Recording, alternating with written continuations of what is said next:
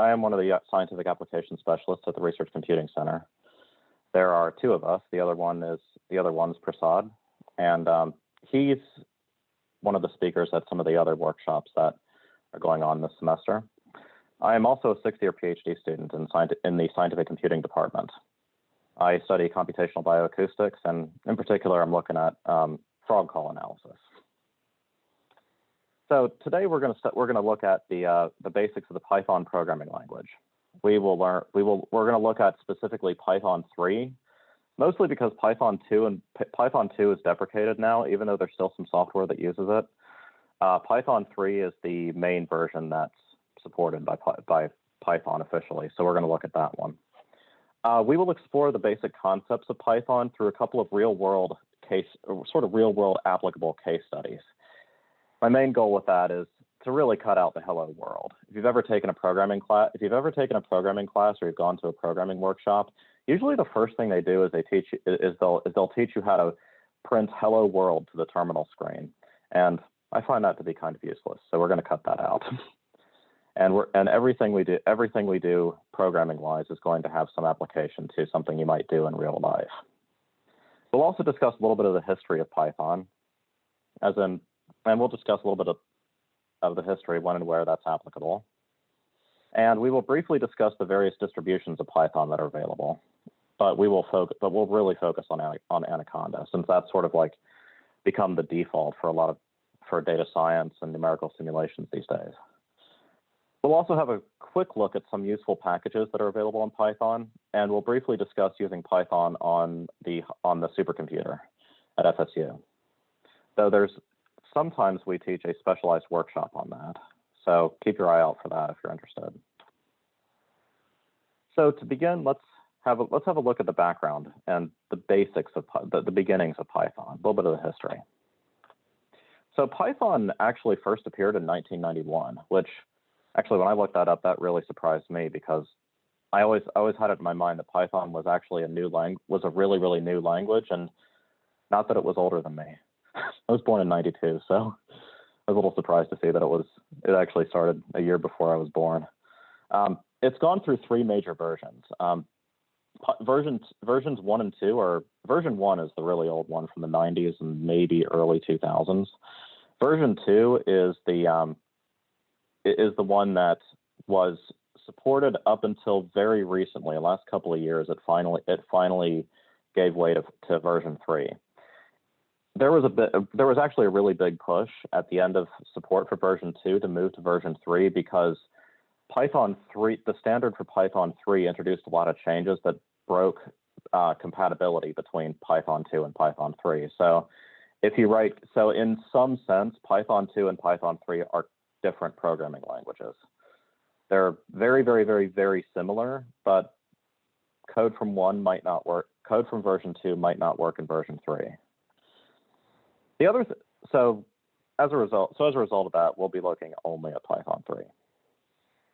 Another thing that's interesting about Python is that it tends to be a really good starting point for people who are just getting started with programming. It's got a relatively simple syntax, and that syntax really enforces good programming style. So it forces you to indent your blocks of code, which if you ever take a programming class, that's one of the things that they'll really insist on.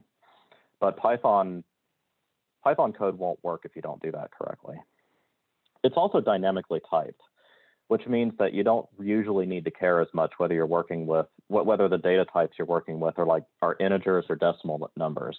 If you've ever written code in something like C, C++, or Java, trying to divide an integer divided by a real number will usually cause all kinds of errors. So in Python, you can actually do that. You can actually do that more or less automatically. And the big reason why you might want to study Python is that it's become one of the main languages for data science.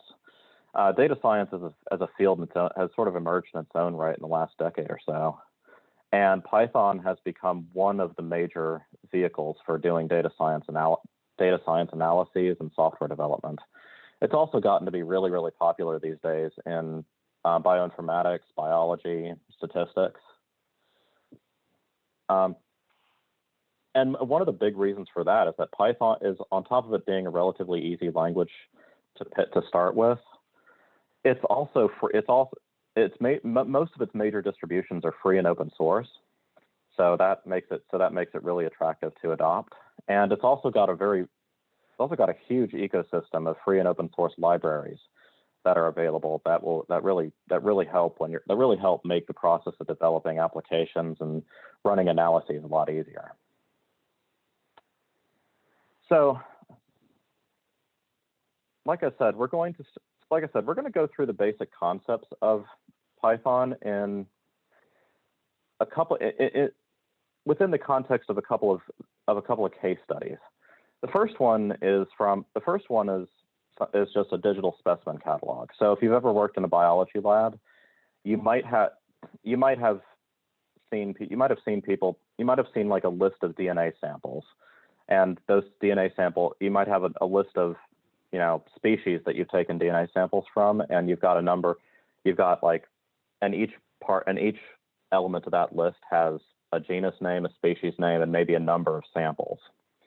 So we're going to try and create one thing that tends to happen is if you're getting samples in all the time, rather than sorting those by genus or species name, you might just add to the list by when those samples came in. And so what we're going to look at is how to create a sorted digital specimen catalog. It's actually a lot simpler than it sounds. So the premise for this is that we're given an unordered list of DNA specimen data consisting of a genus and a species name, along with a number of specimens collected. And we're asked to construct a new list where these specimens are sorted by genus name. So how can we do this? So basically, we're given a list where where we collected 34 samples of Daucus carota, which is just a common carrot, 18 samples of parsnips, 16 samples of turmeric, I think, 20 samples of lotus, 29 samples of turmeric, and 19 samples of ginger. And what we want to do is, and so this list that we were given is just organized by when we got the samples back from the sequencing lab, for example. And what we want to do is put these into an alphabetical list that's where it's easy to look up the samples by genus name. So this is actually a really common task in programming. If you've ever looked at digital phone books, for example, this is the same sort of thing that you'd be doing. And also, when you look at your friends list on Facebook, those are usually sorted in alphabetical order too. So this is a really important question that we need to answer, and we will do that through examining some really simple programming concepts, and we'll take advantage of that to write a actually really short code that will make this really easy to do. So what do we need to do? We need to take all of that data that we had before, and we need to put it into a list where each element of that list is one piece of data, meaning one genus name, species name, and number of samples. Each piece of that data has to be itself a list, like I said, consisting of genus name, species name, and number of samples. So once we have that list, we then need to sort that by genus name. This task will introduce the really important concepts of sorting, a few very important data types in Python, some variables, how variables work, and also how to repeat actions without having to type the same command over and over and over again, and also how to make Python do some automatic decision making for you. So let's start with the process of making a list out of the specimen data. If you happen to have a text editor or Python open, you can actually type this code that's in the blue box here into Python, and it should work for you. What this little example here does is we create a variable name, which a variable is just a unique identifier that you give to a piece of data so that you can refer to it So you can refer back to that piece of data without having to type the whole data out again. And so that way you can reuse it. You can just sort of give it a label and refer to it many, many times. And this variable is going to be a list. Each is going to be a list. Now lists are delimited in Python, are denoted in Python by these square brackets. Every list in Python starts with a right-facing square bracket and ends with a left-facing square bracket. And each element of a list in Python is separated by a comma. So in this case, we have a list where each element is itself a list. And within each one of those elements, we have three elements: the genus name, the species name, and the number of samples. Now you may notice that we put genus and species names in quotation marks, but not the number of samples. This is actually because even though Python is a dynamically typed language, meaning that you don't usually have to worry that much about data types, there are still some fundamental differences between different kinds of data in Python. In this case, what we're looking at is the difference between what you might think of as a word and what you might think of as a whole number. In Python, words are usually called strings, and whole numbers are usually called integers. So in this case, whenever you want to create a piece of data that is just what you would think of as a word, you want to create in Python a string. And to do that, you start it and end it with either one or two quotation marks. An important point with these is that if you start a string with one quote, you have to end it with one quote. If you start it with two quotes, you have to end it with two quotes. So what we've done here is create a list where where each element is a list, and the first element of that, and the first part of each element is a string containing the genus name. The second element is a string containing the species name, and the third element is a integer containing the number of samples we have. And we can repeat this over and over for all of the individual elements of that list we had back here before. And once we do that, we've got our short data set, our short unordered data set written out into Python. And actually, like I said, if you type this whole thing out into Python, it should work for you. In fact, if I have this, I might be able to. I can actually show you that. So this is just my basic terminal. So if I were to type Python in here, it would start Python, which for me, I have the Anaconda distribution. And I could actually type this out. So specimen data equals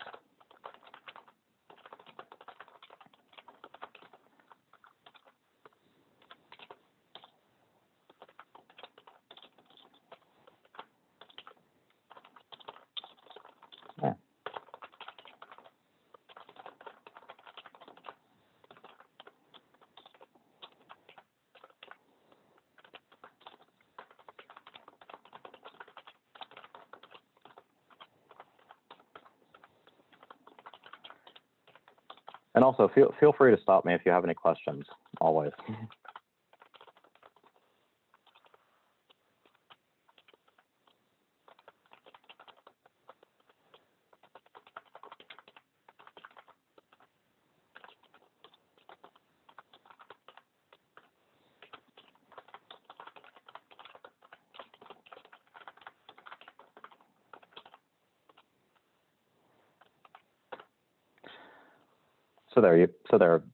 I was able to type this whole data set into Python, and it took it without any error. So if I type this variable name again into Python, it will print out that whole list for me.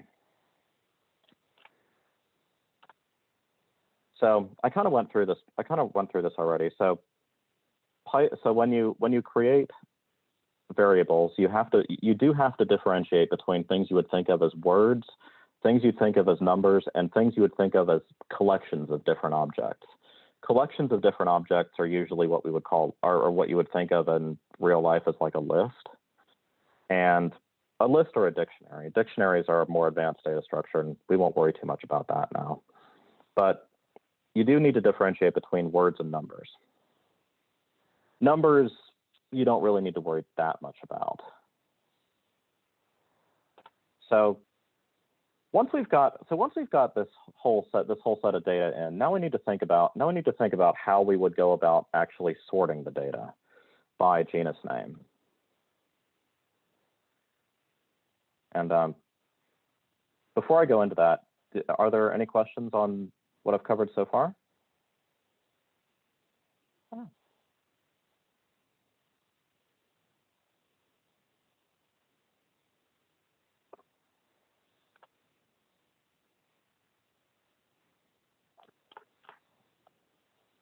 Okay. If not, then we will go ahead and continue. So, like I said, we need to figure out how to sort those by genus name. Now, if you're doing this in real life, you just pick out the individual list elements and you'd move them around until they were sorted alphabetically. And you could do that in Python, but it wouldn't be very reusable, and it would probably take you about as long as it would take you to manually sort pieces of paper that had that information on it. So we need something called an algorithm. Now, an algorithm is just sort of like a recipe for doing something you can think of it kind of like a very, very precise instruction manual for how to go about completing some task. Computers are not very good at understanding context, and they are not very good at understanding at picking up on or reading between the lines, so to speak. So if you want to tell a computer how to sort a set of data, you have to tell it every single little tiny step to do. And we'll see some and that may sound like a daunting task, but actually we'll see some constructs that in Python that make that fairly easy to do. So the algorithm that we're going to look at for this is a very simple but reliable sorting algorithm called insertion sort. In fact, if you ever take a data structures and algorithms course, this will probably be the first sorting algorithm you see. And it kind of goes like this. If you're given a list of data, you basically assume that the first element of that list is already in order. And then what you do is you step through each element of the list and compare it to all elements that are to the left of it. So if you think of a list as being a list of numbers separated by commas all on one line of text, like 54, 38, 21, 17, 9. Basically, you start with the first number and you assume that that's already in order. Then it doesn't matter if that's true or not, because by the end, it will be true. And then what you do is you step through each element. So you go to the next element and you say, okay, is this element greater than or equal to the last element we looked at? If it's greater than or equal to the last, if it is, then we leave it where it is. If it's less than the last element, however, we swap those elements. And then we move on to the next element, compare it with the last element. If it's less, swap it, compare it with the element before that, and if it's less, swap it. And we keep doing that over and over until all of the elements are in place. And so we can actually illustrate this with a simple example. So if we take a list of numbers 3, 1, 4, 2, 5, and we start by assuming that 3 is already sorted, and we start by looking at 1. So then we say is 1 less than 3? Well, it is. So we have to swap those two numbers.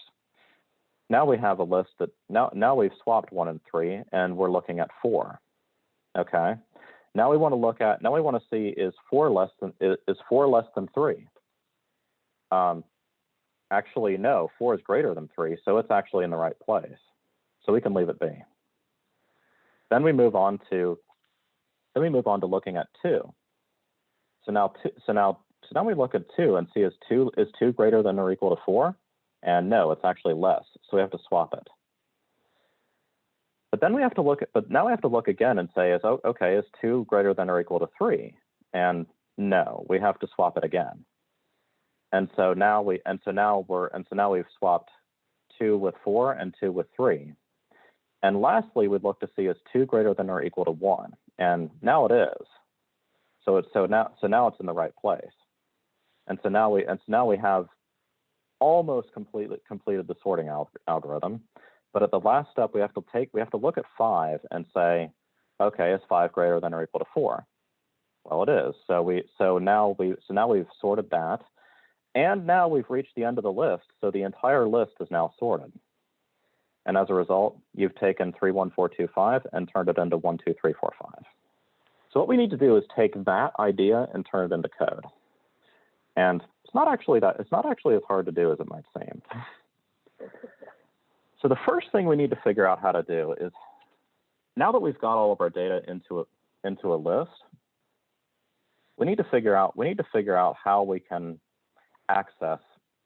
We need to figure out how we can get individual elements of that list. Like, how can we get the first thing on that list, the second thing on that list, and so forth. The first thing to understand is something called indexing. So when you create a list in Python, every element of that list is associated with a number that represents its place in that list. And Python, like most but not all programming languages, starts its list numbering at 0, not 1. So what you'd normally think of as the first element of the list in Python is actually the 0th element of the list. And that can take a little bit of getting used to, but most programming languages you might work with are like that. R, if I'm not mistaken, is like that. C++, Java, Fortran, most of them are like that. There are a few exceptions. MATLAB, for example, is an exception. It starts its list numbering at 1. And to be honest, I don't remember exactly why that decision was made, but it was made way back in like the 50s when programming languages first came out. So it kind of became a tradition that most languages have stuck with. So if we want to access an element of the list, what we can do is go back to our terminal here, and we can say, okay, show me the first element. In this case, in Python speak, the 0th element of my list of DNA samples, and it will print out, okay, Daucus carota, and we have 34 samples, and we've got 34 samples of it. And if you look at the specimen data that I printed out above here, that is the first element. If I want to know, now another thing to mention is that you can actually access elements. So if you have a data set where each element of your list, or each item on that list is itself a list, you can actually drill down a little bit and access the elements within each item on your list. So to do that, let's say we want to get the genus name of the first element of our data set. To do that, all you would have to do is take specimen data and put square brackets around 0, but then you'd open square brackets again and put 0 again here.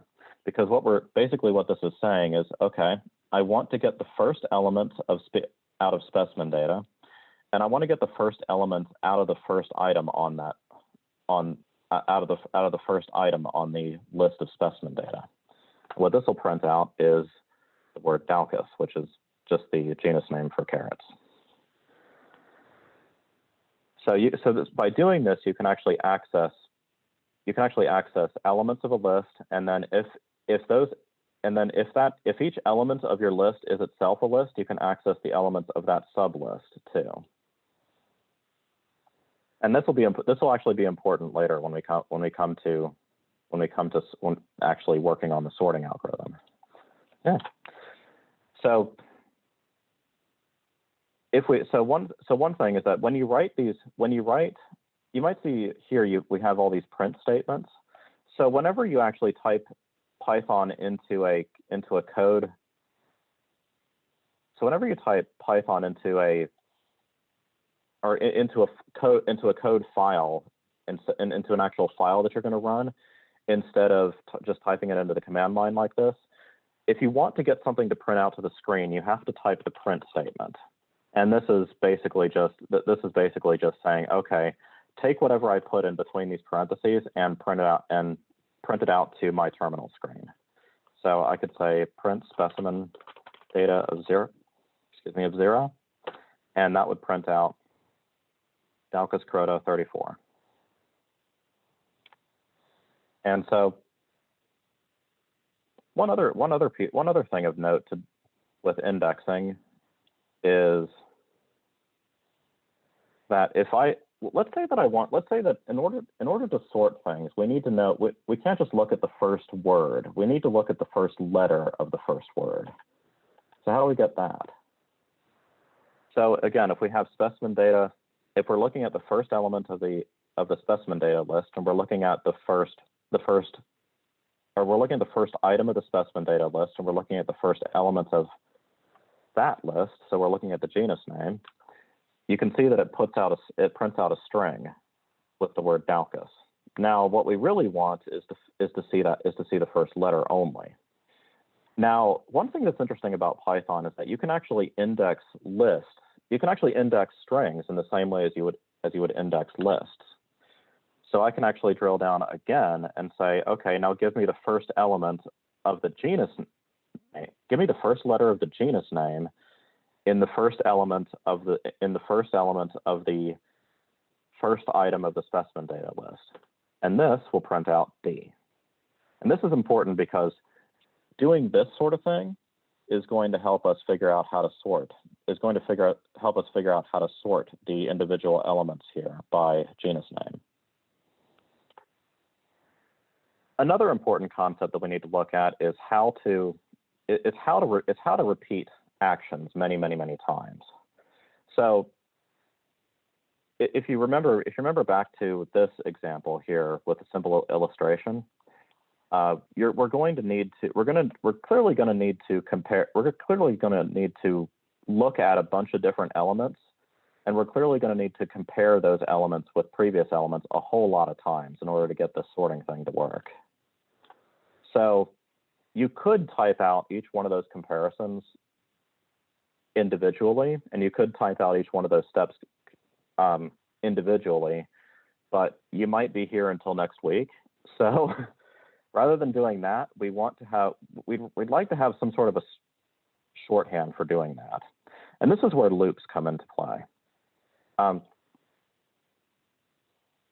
If we look again at our specimen data, again, it's a list with a certain number of elements. What we want to know is just exactly how many elements are there in that list. And Python actually has a really nice function called len, which will print out the number of elements, the number of items on our specimen data list. And you can see that it prints out 6. So there are 6 elements on our, so we have 6 genus, species, and we've got 6 items to organize into an alphabetized list. So let's say that I wanted to print out every single one of the elements of that list. What I could do is type for I in range len specimen data, print specimen data of I. And what this does is I is just sort of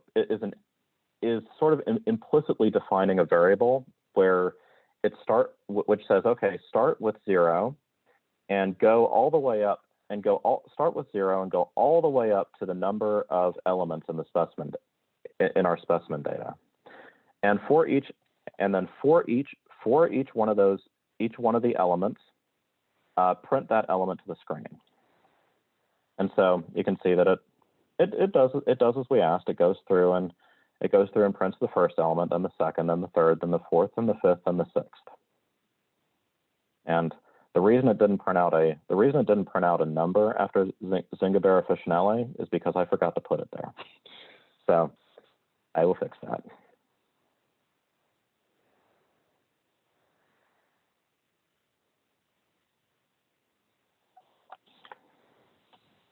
So by doing things like that, we can actually repeat the same action many, many, many times.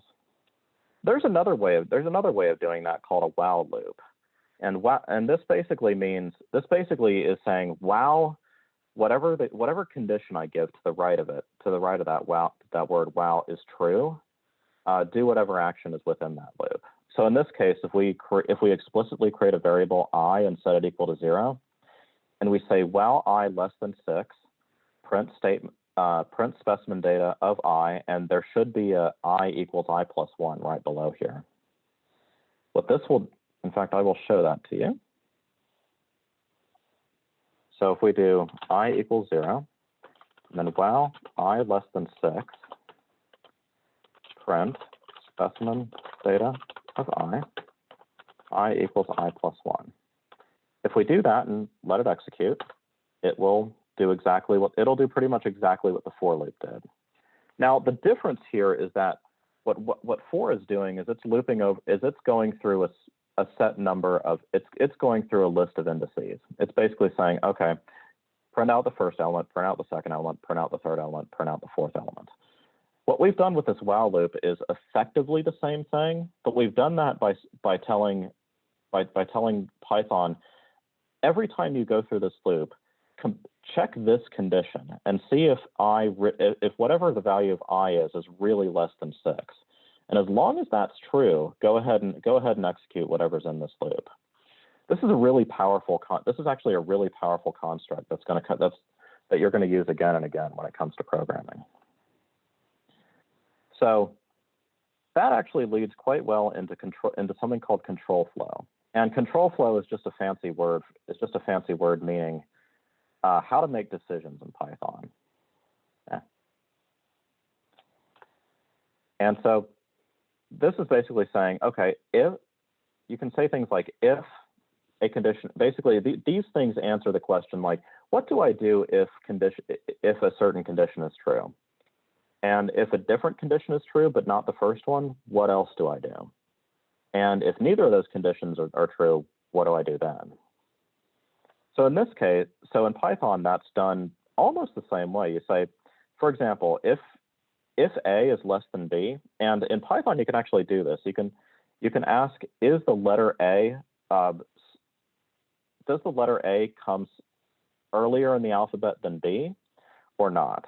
And so if A comes earlier in the alphabet than B, then print swap A and B. Otherwise, print leave A and B in place.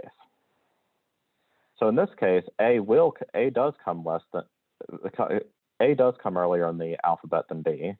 So this condition will execute, but it'll never get to this part because the first one was true. Now, if I swap these letters and I said if B comes earlier in the alphabet than A, then it would check this statement and say, okay, that's not true. So I move on to the else, and then it'll say, okay, else is true, and say, okay, if that's not true, then I execute this else block, and then it'll say print leave, then it'll say leave A and B in place. So these kinds of constructs are really, really essential and really fundamental to building powerful and reusable programs. And we're going to use all of these constructs together to build this sorting algorithm that I was talking about. So let's put it all together. We start with the specimen data like we had before. And now what we want to do is loop over the number. We want to loop over all of the items in our list of specimens. And so for every element in our specimen data, we want to check and see. We basically assign the current specimen data so that whatever the green number was in our example from before, we set that to be the current specimen. And then we create a new variable j called, which is equal to I. And what this j equals I means is, okay, basically this is our backtracking variable. So like in the example, we have to look backwards in the list. We have to look for all elements to the left of that list, or for all elements to the left of whatever our current element is, and check and see if the first letter of the first item, if the first letter of the genus name is less than, or it comes earlier in the alphabet than whatever the current one is. So what we do here is we say, while j is greater than 0, because we don't want to look at an element that doesn't exist. So once you get to Pasternaka sativa, you want to look at Daucus carota, but you don't want to look at before Daucus carota, because that would be the minus first element, and technically that doesn't exist.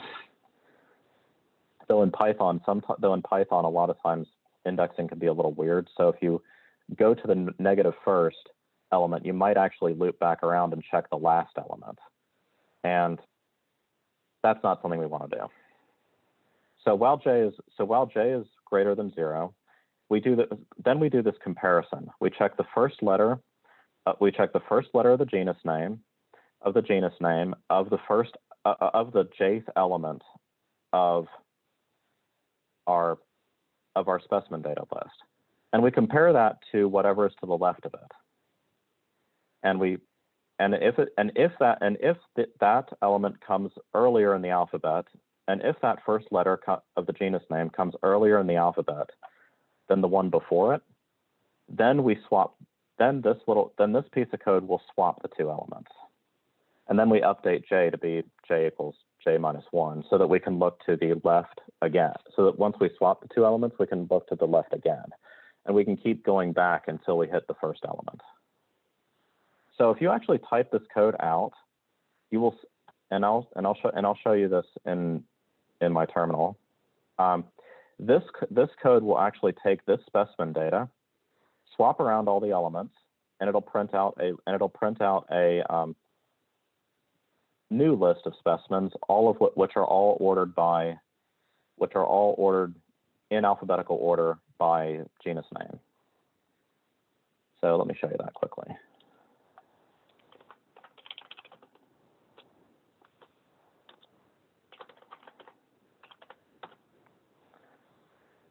So case study 1 for me is when I say case study 1 in my terminal, it's actually just this code that I've written out into a file. And so when you call Python, so when you run Python on an on a code that you've written into a file instead of in the command line, you'll type Python in the command line followed by the name of the file that you save that code to. And whenever you save a piece of code to a file and it's a Python code, you have to put .py after it. So as you can see, when I run this code, it takes in this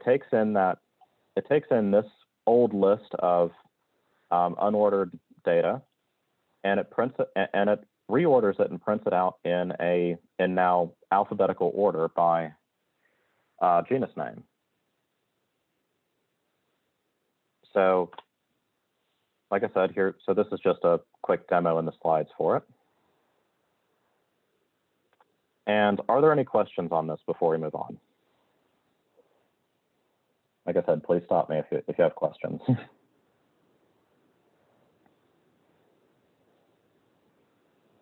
Yeah. And also, Nick, if there's questions in the chat that need answering, please let me know, because I don't think I can see chat right now. Will do.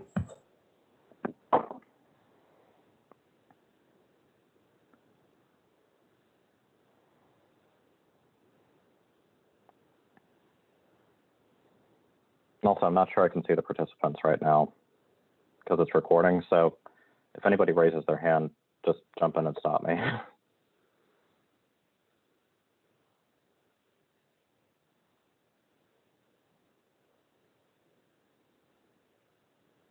Any questions?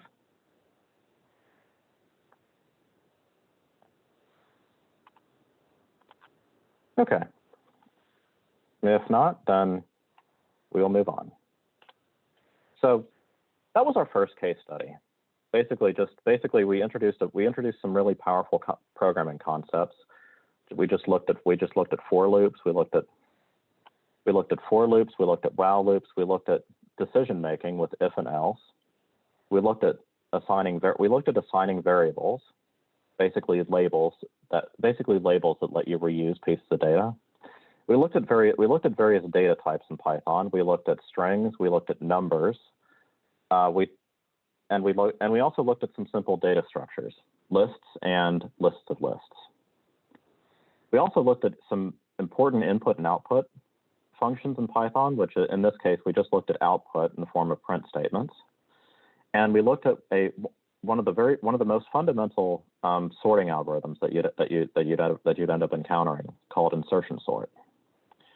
So what we're going to do in this second case study is we're going to look at how to simulate. We're going to look at how to use those programming concepts we studied before, along with a couple of new ones, to actually simulate the flow of heat through a metal rod. So the premise for this is that we're given a file of parameters and the math for a simulation of heat flowing through a metal rod that's supposed to end up making a part. Yes? We can only see your terminal right now. I don't know if you're wanting to show the PowerPoint slides. There you go. Is that better? Okay. Yes. Thank you. Thank you. Sorry about that. Sorry about that. Screen sharing is still something I'm getting used to. It's been a year and I'm still getting used to it. Okay. So the premise, this new simulation this new case study that we're going to look at is on simulating heat conduction through a metal rod. So the premise of this is that we're given a file of parameters along with the math for a simulation of heat flowing through a metal rod that's supposed to make up part of a space heater. And we're asked what the temperature of the rod will be 10 seconds after the end, 10 seconds, well, what the temperature of the rod will be after 10 seconds if one end of the rod gets a constant heat input of 100 Celsius. So you can kind of think of this as like, if you've ever seen those space heaters you can buy in like Walmart or Home Depot, they usually have these rods that are stuck in there, hopefully behind a safety grating. And whenever you turn it on, those rods will start to glow red and they'll put out a lot of heat. So what we're asking is if the heat input, which is usually electricity, which is usually just electrical resistance, but if we say that there's a heat source that's pumping heat into that rod on one end of that's plugged into one end of that rod, how is that metal rod gonna heat up after 10 seconds? Basically, like, how is the heat going to get, how much of the heat is going to get from the source all the way to the end of the rod? So we're given a set of parameters, and the parameters are heat transmissivity. This is just a random number I picked up. Heat transmissivity is actually a physical parameter you can actually look up for a lot of materials. We're given the length of the metal, which in this case is 10 centimeters. We're given the time we want to simulate, starting at 0 seconds and ending at 10 seconds. And we're also given the increments by which we want to, basically we're given the increments, which are the time step and the spacing. And these parameters are going to be really important for how we build the for and while loops that are going to be important in this simulation. So also we're given the mathematics. Now you don't need to worry about this. This is the one-dimensional heat equation. If you're interested, this is the derivation for a low order explicit finite one-dimensional finite difference method, which is this is one of the basic methods that you'll learn if you ever take a numerical analysis class. But For our purposes, we don't really need to worry about this. What we care about is just this last equation, because this is what we're going to have to put into the code. So basically, what we have is a bunch of math. We have a bunch of math and a file and a file called parameters.csv. So if you want to follow along, open a text editor like Notepad or Gedit or something, and you can type and just type these parameters out just as it appears here, and then you can say and then save it somewhere somewhere you can get to, preferably in the same directory that you've opened Python in. Save it in a file called parameters.csv, because what we're going to need to do is we're going to need to be able to read this file. You don't have to do that, but if you want to follow along, you can. And we've also got a picture. Basically, we've got this metal rod, and we've got a bunch of sample points along that metal rod that we want to know the temperature at over time. And so this is what we have, and what we want is a plot that shows the temperature in degrees Celsius throughout the rod after 10 seconds. So how do we go from this to that? Well, what we need to do is we need to be able to read in a file into Python, and we need to be able to parse it. We need to be able to turn all that math stuff into code, and we need to simulate the temperature in the metal rod for every point in the rod, well, for every sample point we have on the rod for 10 seconds. And then we need to be able to get the results and plot the temperature and plot the final temperature distribution graph. This translates to some important programming concepts. We're going to build on the case study that we did before, and but this time we're also going to add file input and output. So we're going to learn how to open and read CSV files using Python CSV library, and we're going to learn a little bit about code reusability. So we're going to learn about how to encapsulate Python code into functions so they can be reused multiple times. If, like for example, if those parameters change, you don't want to have to rewrite the whole code. So the first thing we need to do is make a plan. So what variables do we need? We need to know the current time. We're going to need to know the number of sample points, because we can't simulate every single point in the metal rod.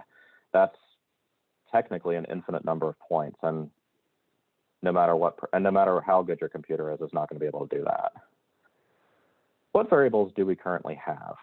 We have the start time, we've got the end time, we've got the transmissivity, we've got delta x, which delta x is just the spacing of those sample points, and we've got delta t, which is just how much time is between which is just the time step. So it's sort of like a stroboscopic world we're simulating. Start at one point, at the next point in time it's jumped a little bit, it's jumped a few milliseconds ahead, then it's jumped a few milliseconds ahead, and so on and so forth. So how do we start? First, we have to make a list which has as many elements as there are sample points in the rod, and those elements need to all be set to 0, except for the first element, which needs to be set to 100, because what we're presuming is that the end tip of the metal rod is hooked into that heat source, and it's getting pumped with 100 degrees Celsius heat. And we also need to set the current time to be 0.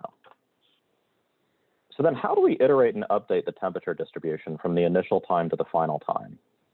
Well, like I said before, time is kind of stroboscopic in our model. Time jumps, time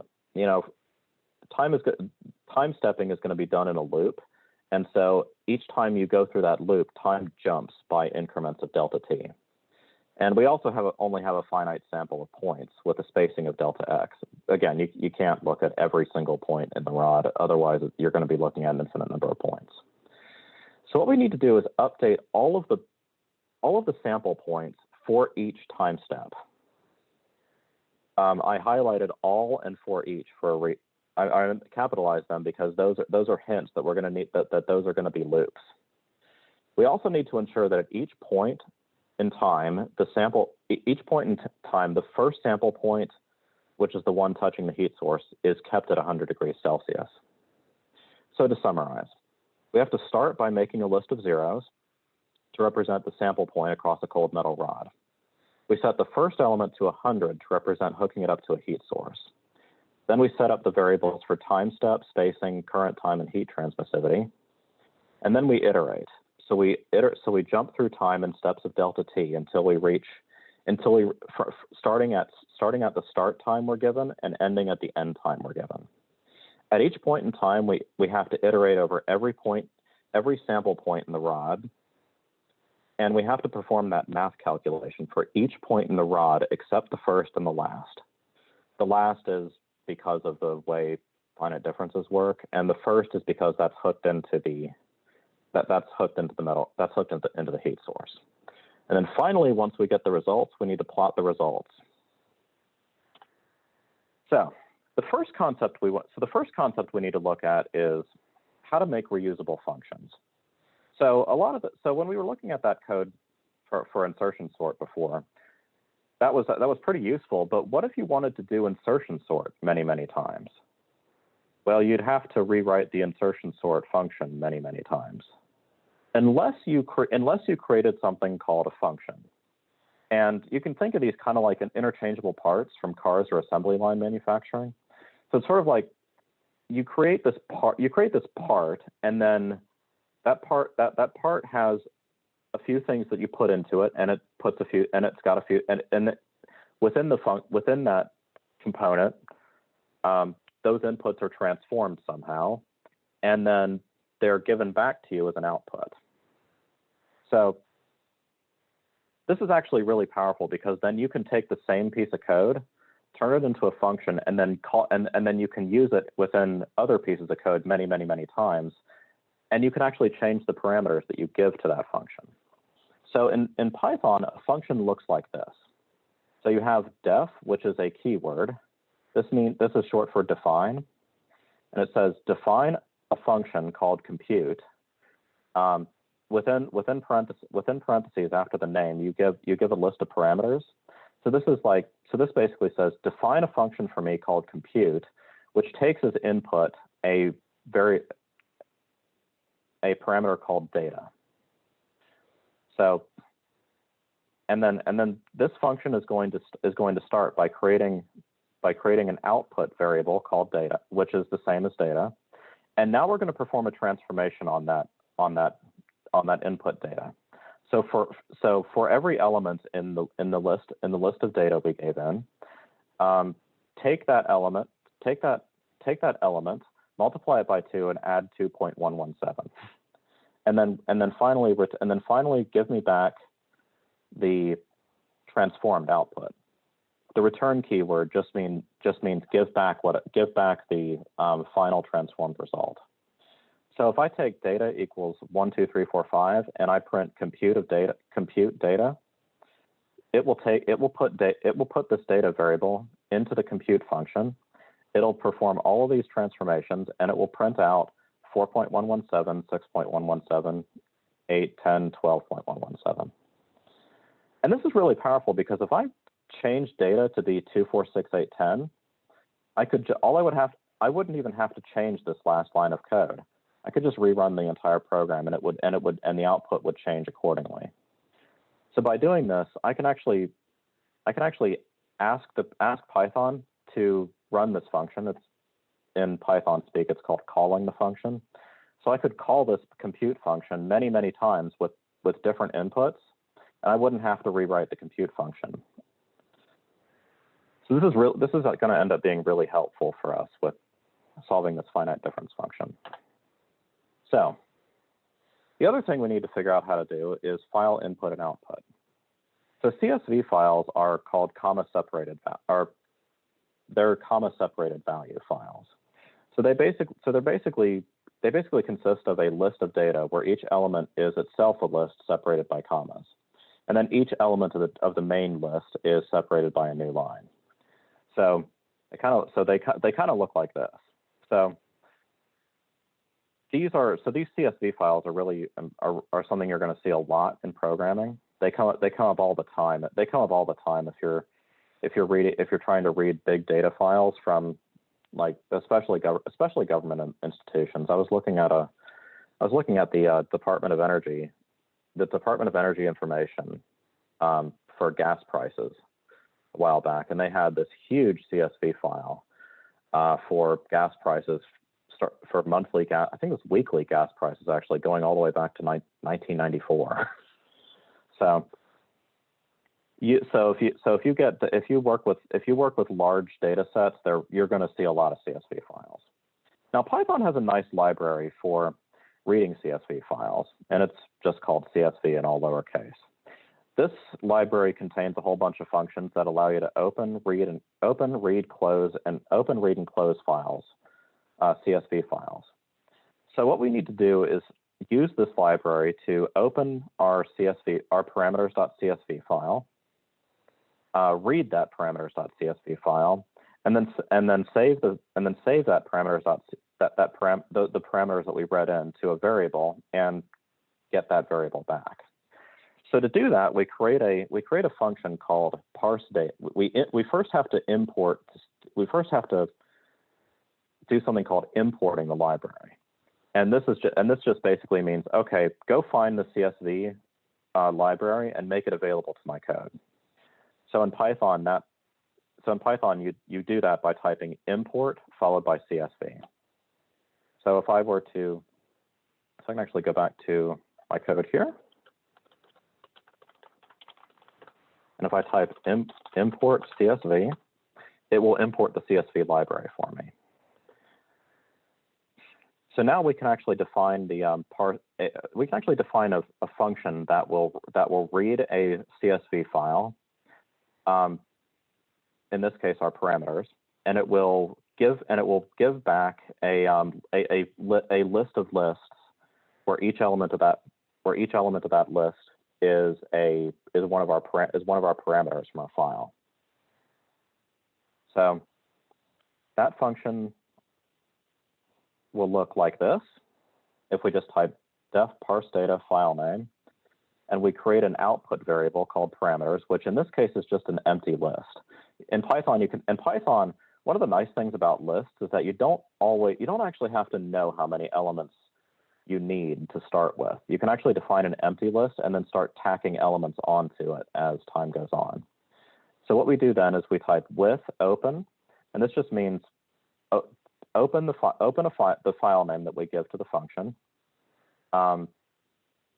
Assume that file name has new lines separated by this special new line character. \n in Python and most Unix systems is a new line. If you're working on Windows, the new line character is \n\r.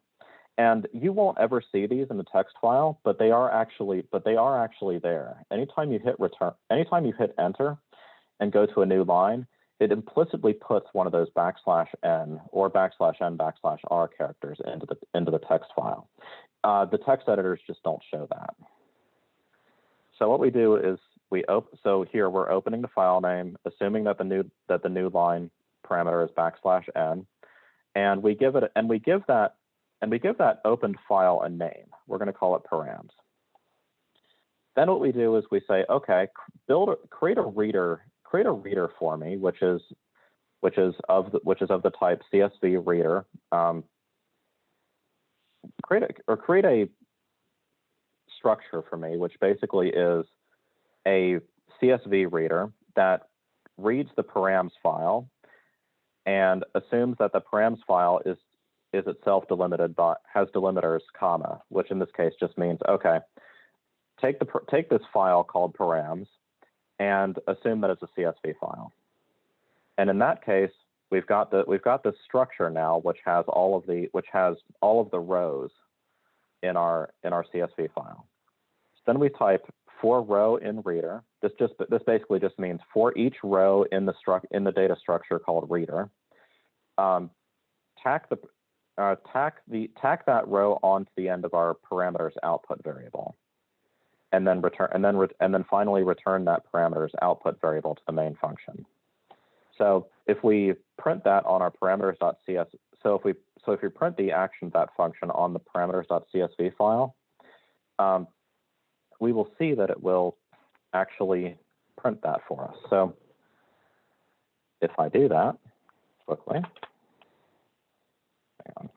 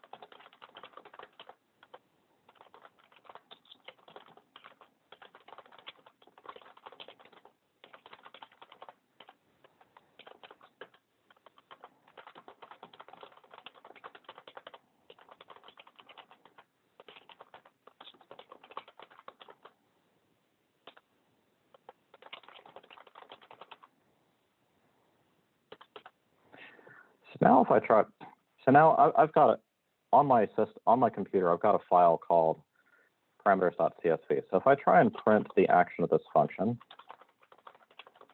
on that file called parameters.csv, we will see that, oops, oh, what am I doing? Okay, so this is actually an important thing. Typos will happen. So what I did here is I made a mistake here in the return statement. I misspelled parameters. So always be careful when you're writing always be careful with your function definitions when you're writing files to make sure you spell things right. I cannot tell you how many times I've made that mistake. It is so easy to do.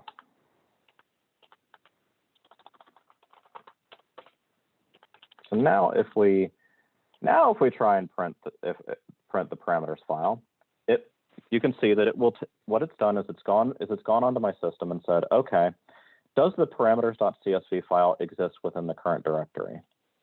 Okay, it does. So then it's gone and opened that file.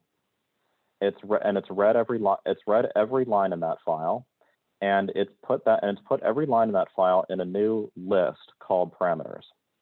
And it's given me back a list of parameters where each item on that list is itself a list containing the name of the parameter and a number.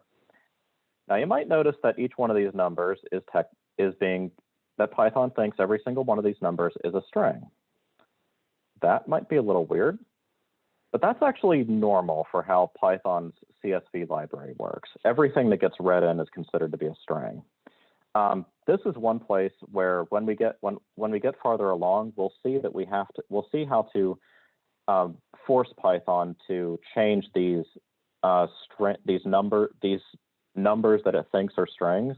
We'll show it how to say, okay, no, these really are numbers, not strings, and that's just called type conversion. So if we go back to the slides now,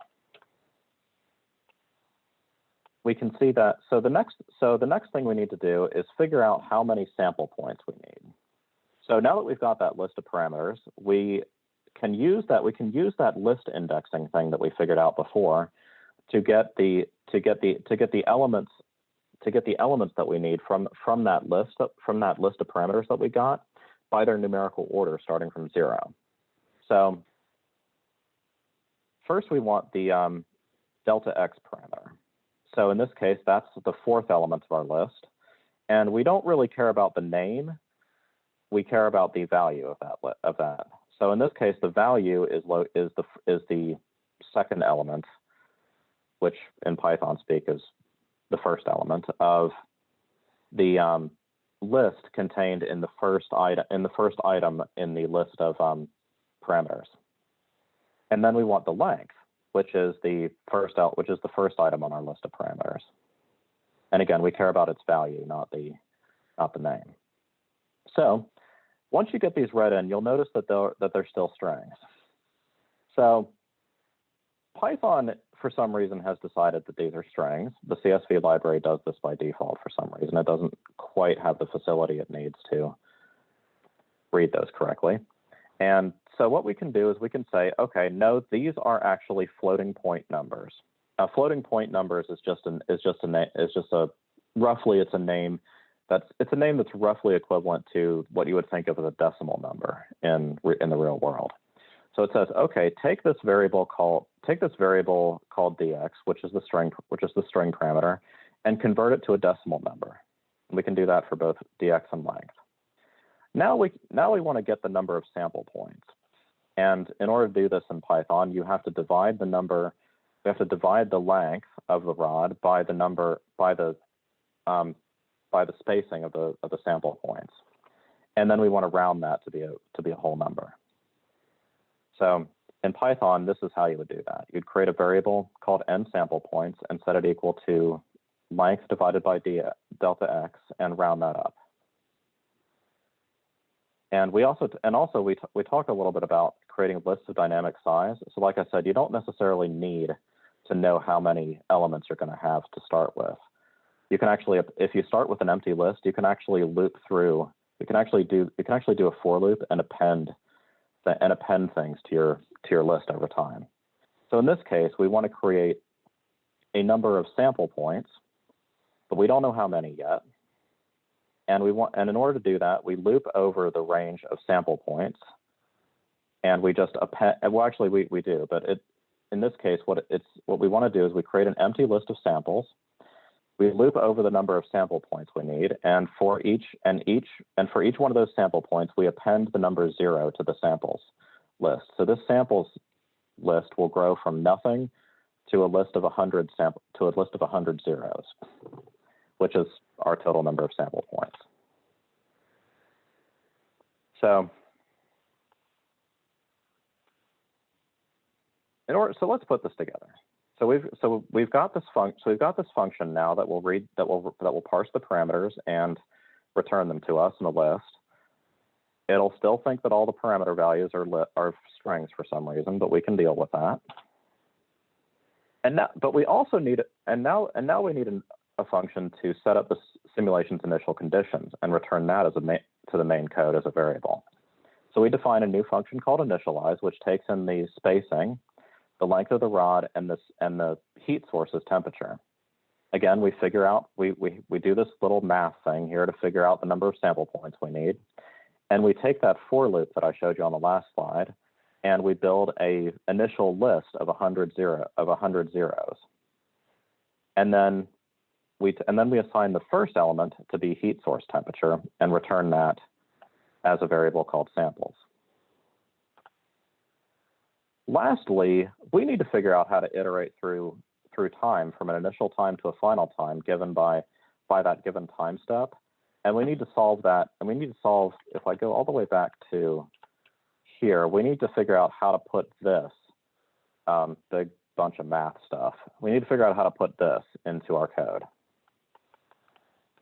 So what we do is we once again define a function, but we call this solve.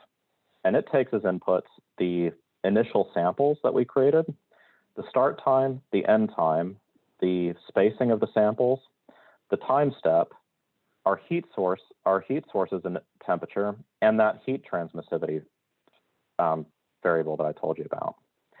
And we start by setting our output variable to the initial samples. We set up our current time to be the start time, and now we iterate through time. So we use a while loop for this.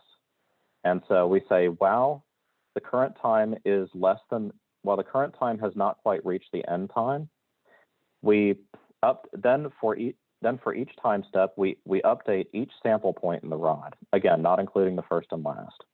So we loop through the element numbered 1 all the way up to element numbered 99, or 98 actually, because 0 indexing.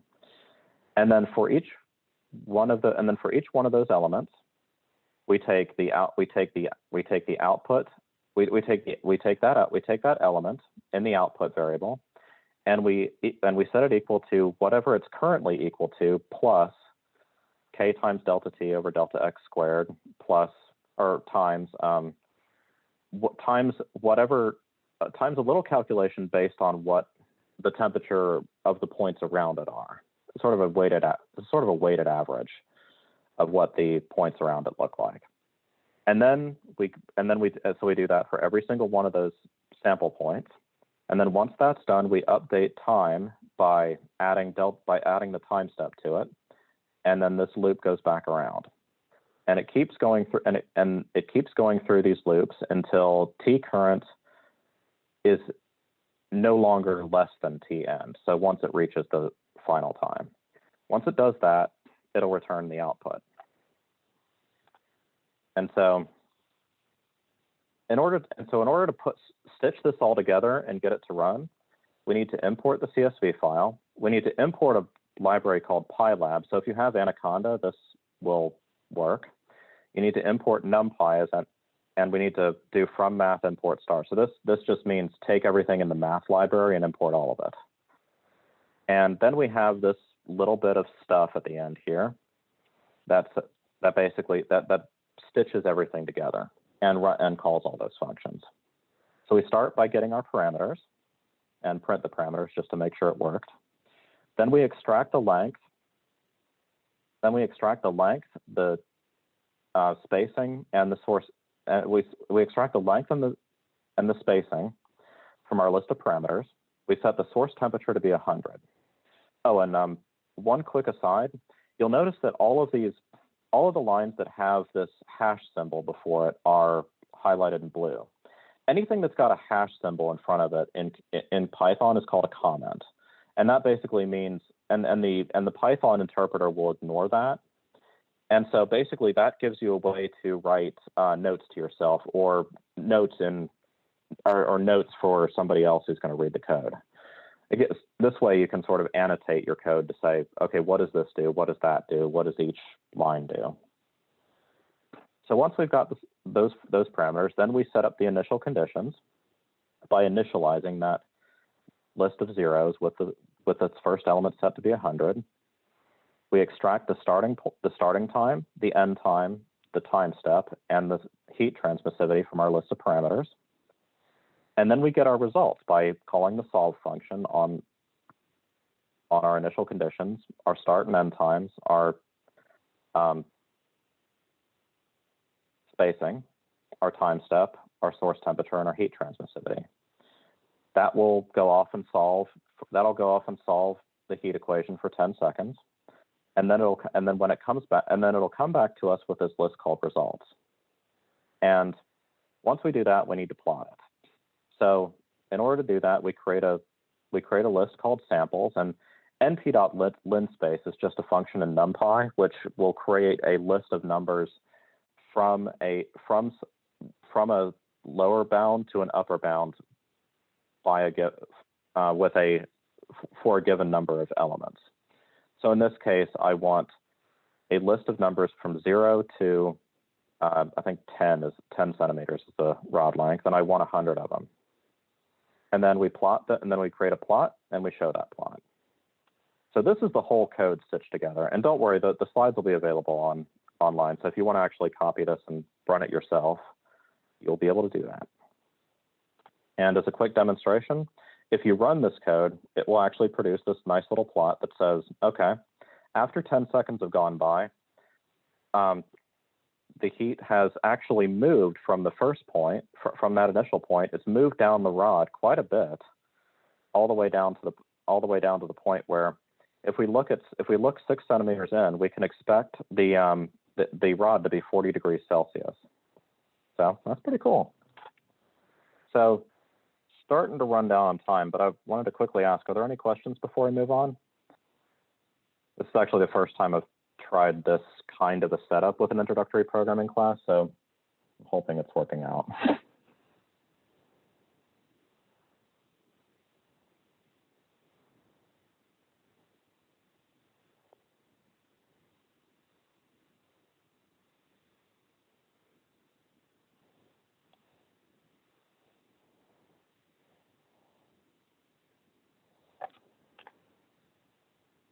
And if not, I will quickly, if not, we will move on. And in this case, and now that we're done with the case studies, I'll go through a little bit of details about Python, about the various types of Python you might have, and some useful packages you might see. So one of the most commonly used distributions of Python, and for reference, a distribution just means a prepackaged, a certain implementation of Python. So basically, Python is, as a programming language, is an open standard. So anybody can take that standard and then implement it and then write an interpreter for that, for Python in their own way. So there are several distributions of this. The most common is Anaconda, which is maintained and backed by a company called Continuum Analytics, and it comes with a whole bunch of really useful Python packages. It's mostly free, but there are some, but you can, if you really want to, you can pay for like enterprise editions, or if you work for a huge data science company, they might pay for that. There's also CPython, which is the default distribution. This is the one distributed by the Python Software Foundation.